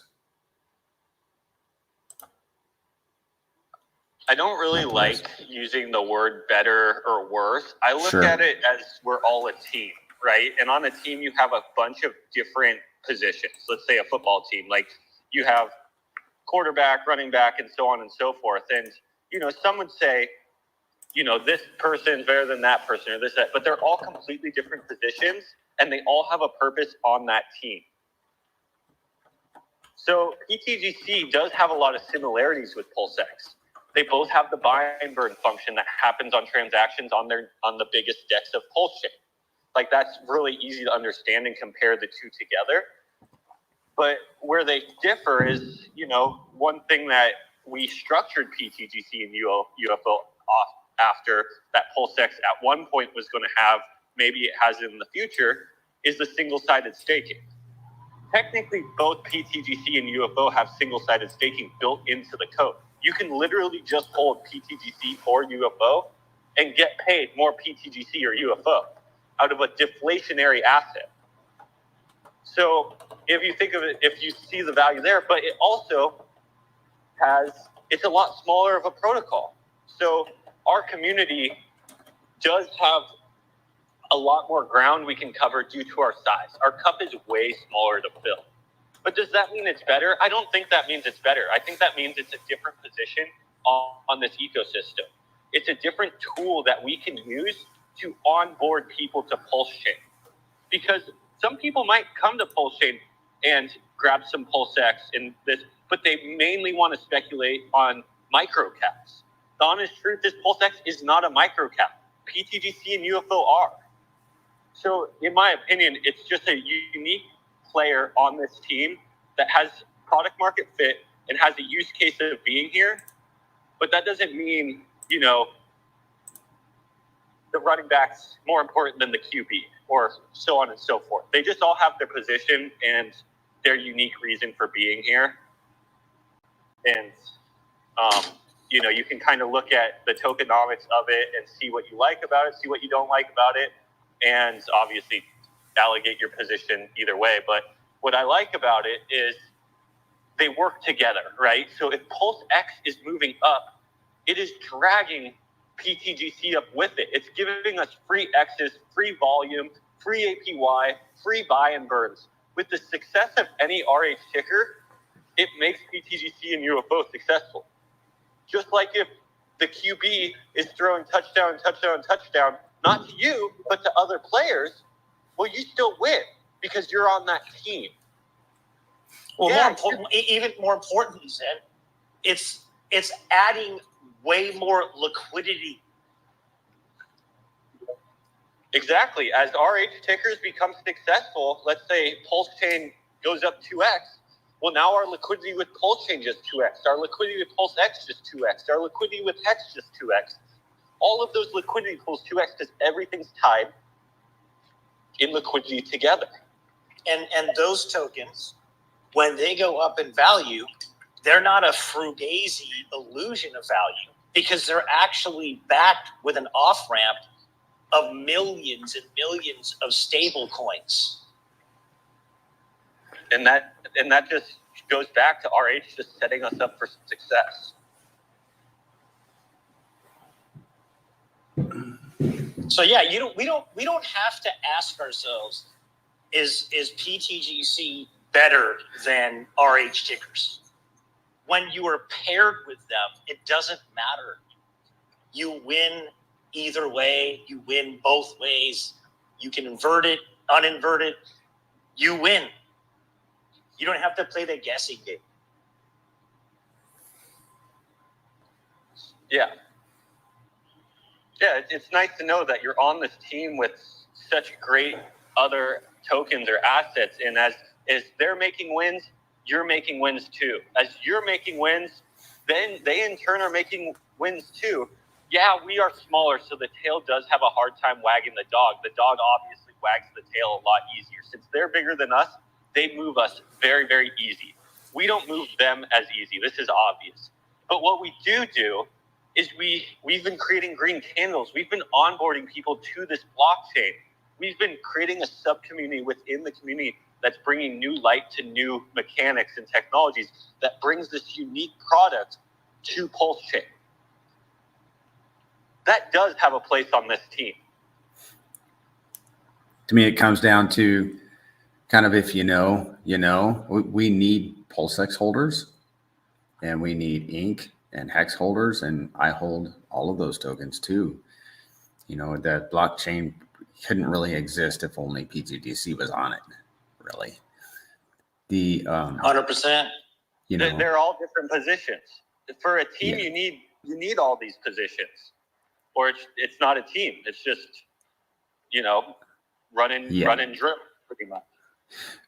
But PTGC has moved up against PulseX.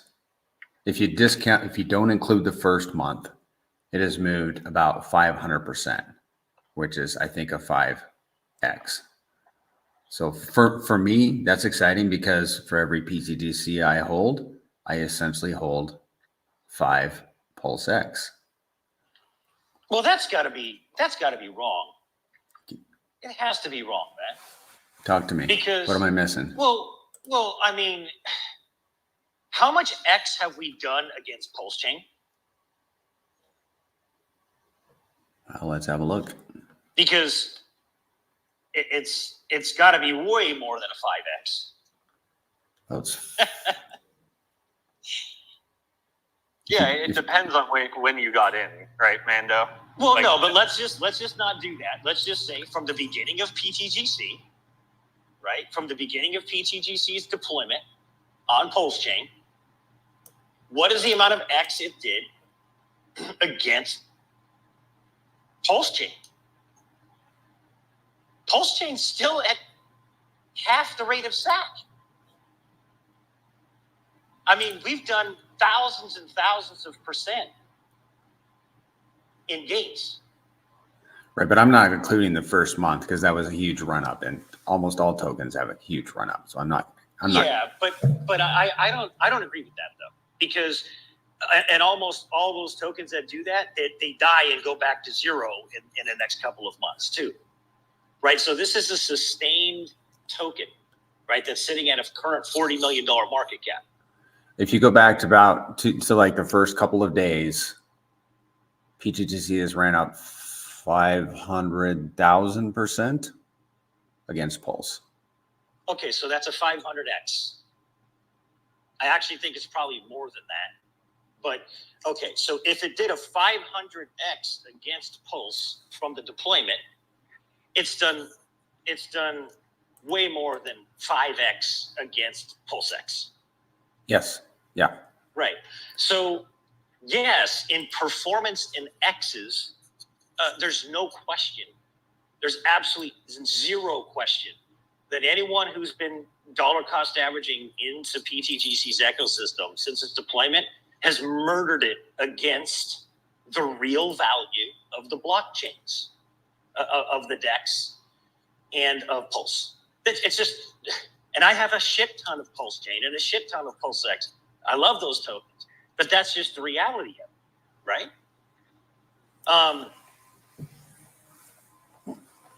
I don't like to diminish gains in the conversation just because maybe that's what everybody else thinks that we should do. I mean, I think that this is as legit as it gets on PulseChain, and we should take it for what it is.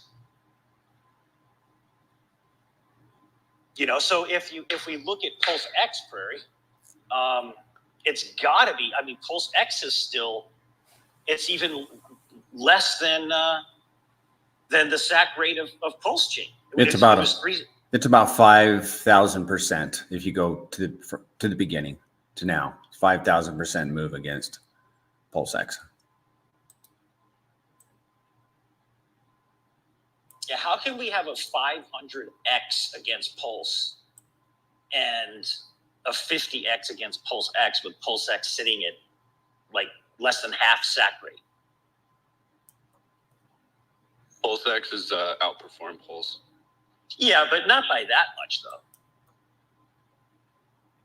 I don't have the chart in front of me, but I think it's at least a 2x.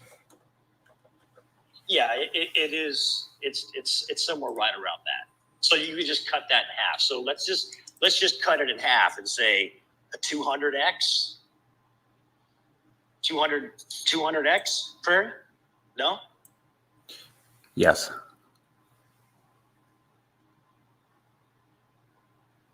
PulseX is up against PLS 120%. Okay, so that's basically just over a 2x, like we said. Yeah. Yeah, so if we've done a 500x against Pulse, we've done a 250 plus x against PulseX. That's brilliant.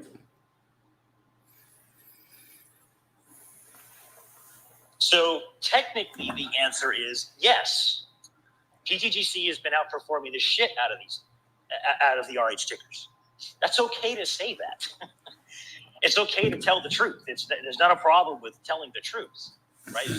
Well, in terms of is it better, I don't think that's the right question to ask. That's true. Yeah, and we can tell the truth in this group. We're just not going to spread it abroad. Well, we'll spread it abroad strategically to people in our circle, but we're not going to blast it on Twitter. No, because people get offended and think that you're trying to talk badly about their thing. Like I'm going to talk badly about Richard's tokens. Why would I do that? I'm a mega freaking investor in them. Yeah. That makes no sense.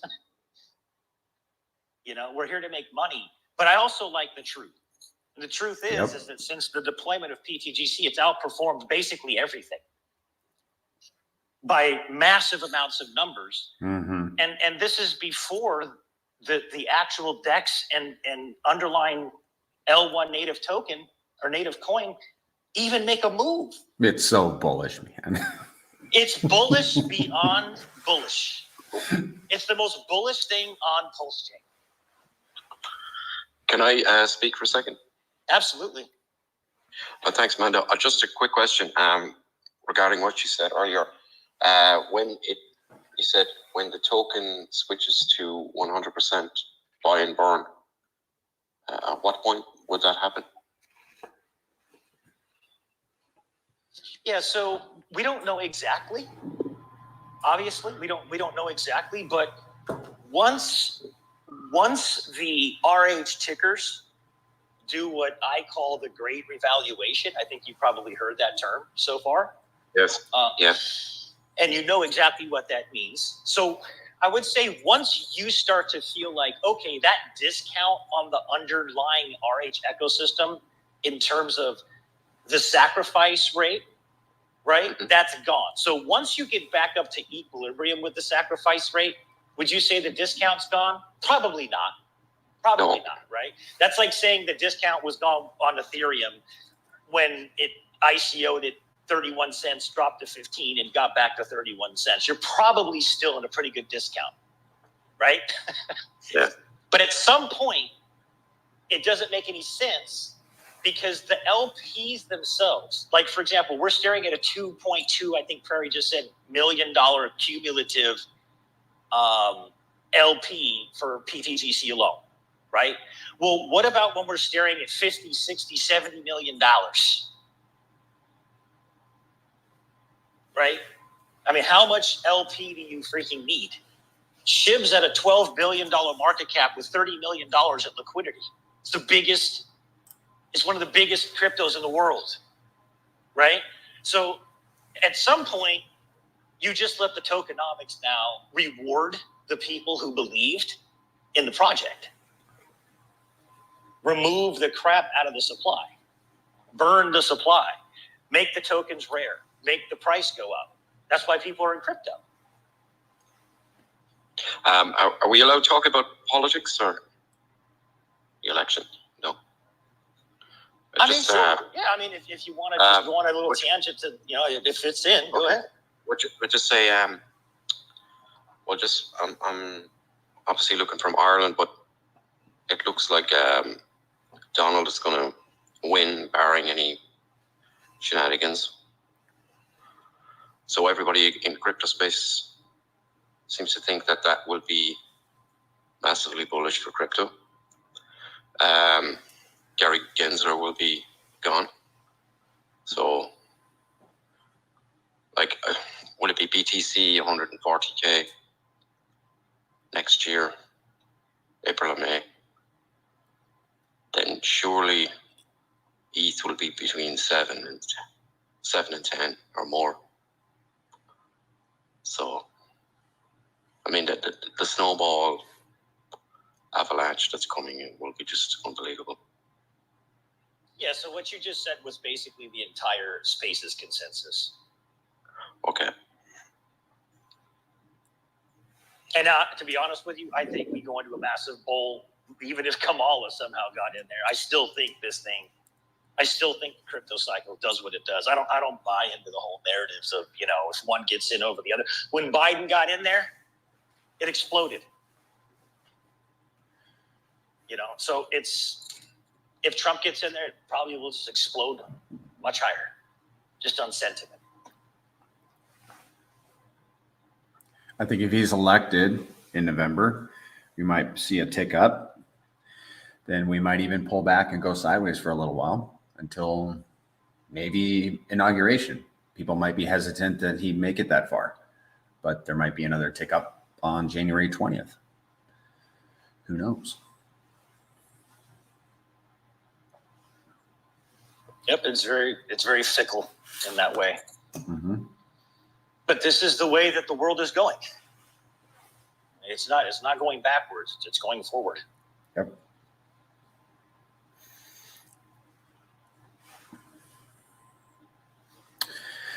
Well, guys,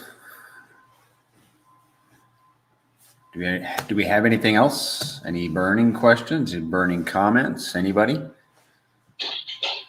I'll say something real quick if it's coming to an end here soon. That I felt like Romeo was kind of getting to is as he was talking about how, you know, as we go into this bull run, the price of Bitcoin's obviously going to increase, and then Ethereum's going to increase, and he was almost getting at that Ethereum's going to increase more. And the reason why Ethereum usually increases more, obviously this bull market, it hasn't yet, but it's because it's a smaller market cap and it has smaller liquidity compared to Bitcoin. And if something has smaller liquidity, less money needs to flow into it to make it do a bunch of exits. RH talks about this. Like if $1 billion went into Ethereum, I think he said it would do like a 10x, or I forget the number, so don't quote me on that. But then he gave the realization is if that same amount of money went into PulseChain, that PulseChain would like 100x or something like that. So what I was getting at is as these things increase, portions of that value move down and they land in these other tokens. Bitcoin money moves down to Ethereum, Ethereum money moves down to PulseChain. But one thing I think a lot of people are forgetting about is RH, and he doesn't have to do this, but let's say he does. He is literally just sitting there with a bunch of value waiting for them to go up in price, for them to directly be moved into his specific protocols, I believe. If this isn't any bit partially true, he ultimately is going to make it to where not only PTGC people, but pretty much every believer in him win. And that's super bullish for PTGC because we're tied to everything that's him. Yeah, the X in Bitcoin, amongst larger, institutional, hedge funds and things like that, they obviously know that Ethereum's not going anywhere. They know Ethereum's not a scam. It just had ETFs approved on top of it, right? So when you're looking for a certain amount of return, these guys don't need 9 million X's when they put in, $5 billion into an ETF and it does a 5X and they just made $20 billion, right? So right beneath Bitcoin is obviously the second biggest crypto in the world with institutional investor on-ramps now with ETFs. Where do you think it goes? It goes into Ethereum. It's not going to go into 99 other L1s. It's going to go into Ethereum. That directly impacts anything that is directly correlated to Ethereum, directly connected to Ethereum in liquidity and in technology. Mm-hmm. PulseChain is a beneficiary of that. There's no question about it. It's pretty simple. This is the way I look at it. Ethereum is a leverage play on Bitcoin. Pulse is a leverage play on Ethereum. PTGC and UFO are a leverage play on PulseChain. Did I miss any tokens in there? I think also you should take note that they all have like tweaks to the tokenomics of it or the mechanics of them to make them mathematically outperform the thing in front of it. Like from Bitcoin, obviously Vitalik kind of tweaked a few things to give it product market fit and utility, smart contracts being able to be built onto it. And then from there, RH tweaked a few of the mechanics to make the tokenomics and mathematics a little bit more bullish. Obviously, the cheaper fees, the increase in supply, blah, blah, blah. And then as you go down a layer lower, you got your DEX that's got the buying bird, and then you got us. And we've kind of tweaked a few of the mechanics to then use it in our favor as well. So yeah, but Prairie, it's a leverage play on a leverage play on a leverage play with less and less and less liquidity, making it easier to pump. But then there's also tweaks on innovation, right? And as you tweak innovation and you see what works and doesn't work, like you can actually start really fine-tuning the machine. A lot of the best inventions aren't fresh ideas. They're tweaks on previous inventions, and you adapt with new technologies and new findings around you, and you tweak an old idea to make it better. The easiest example is Uber, right? Taxis have been around forever, but as technology came out and people more adaptable with their phone and apps, they just tweaked a very simple idea, and look at what Uber turned out to be. Yeah, now Elon comes out. Now you can just buy his car, and you don't even have to be driving around, and you can make money on your Uber. Mm-hmm. Or even just everything Elon's done in general. Like he didn't invent the car, but what did he do? He took an invention that already was out there and started tweaking things on it. And now he's pretty much one of the biggest car manufacturers in the world, let alone one of the only ones that have been created in the last 50 years, which is hard to do.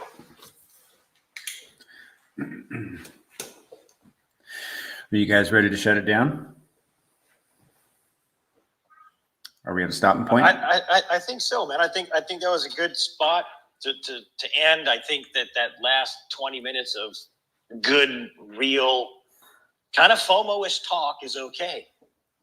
You know, as long as you understand the why and just really knowing the difference between illusions of value in ecosystems and real value in ecosystems. Just make sure you guys understand that. Yeah, and to be clear real quick, everyone should understand that majority of crypto is all just an illusion to get your attention, to get you to buy into a scam. And if you haven't realized that yet, you should probably really look into it. They are trying to figure out every illusion that they can create to get you to put their money into their project that will eventually go to zero. Mm-hmm. Yes, you can make money on this stuff.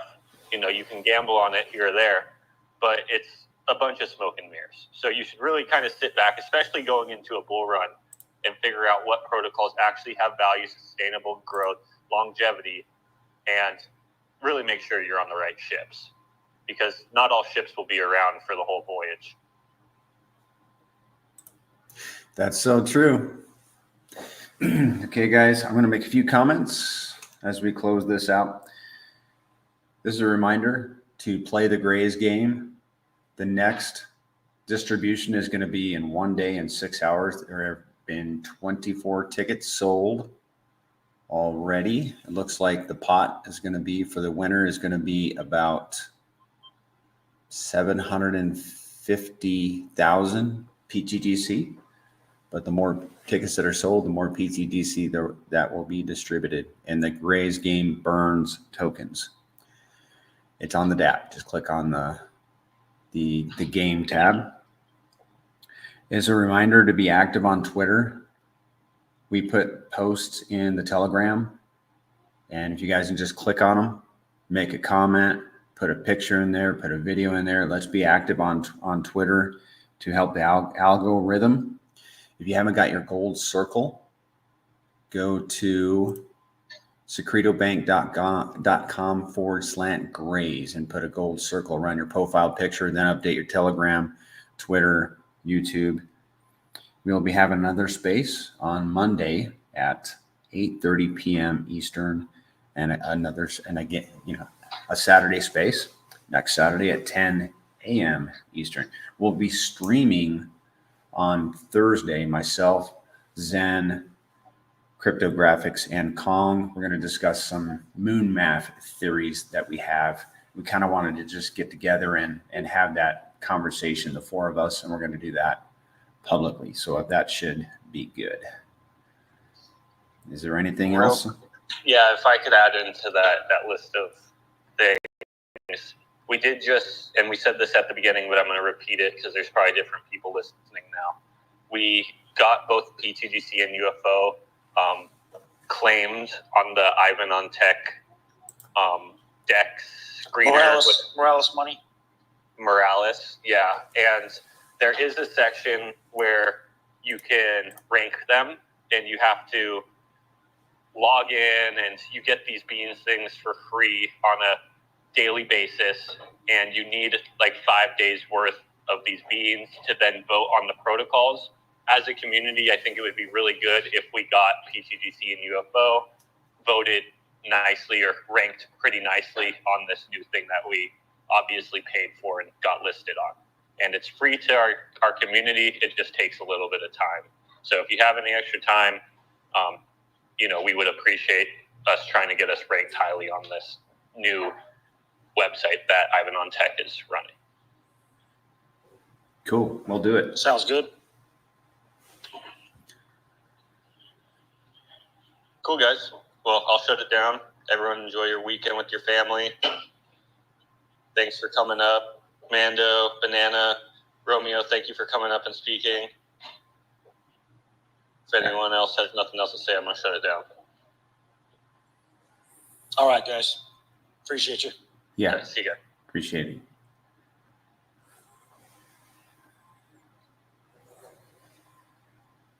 All good. Hey, guys on YouTube, thanks for showing up. And may you have a good weekend. I intend to have a good weekend, and we'll see you guys on Monday or Saturday, or see you in the Telegram, see you on Twitter. Prairie Banana out.